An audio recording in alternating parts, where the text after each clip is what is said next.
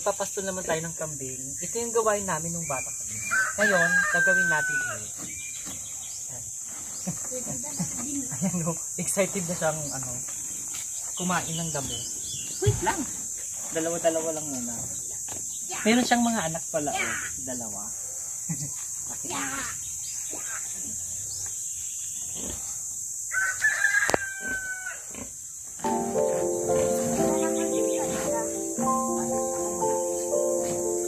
Doon na lang sa isa.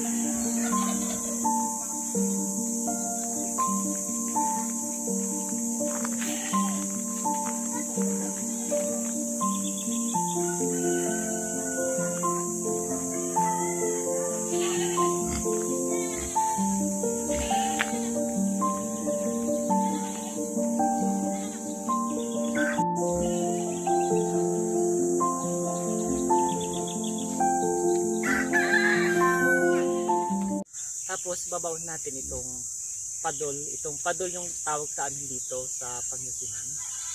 So, para hindi makawala. Yan o.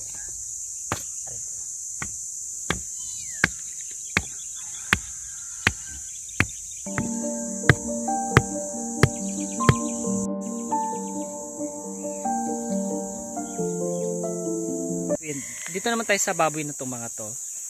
Alam nyo ba, yung mother ng mga bake na to, yan kulay itim.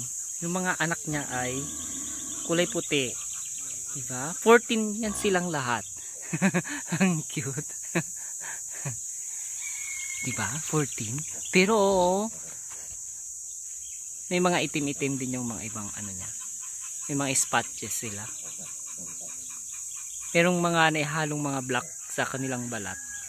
Yan parang mapa. Meron ding mga pabo dito, saka mga pato, mga manok na ang lalaki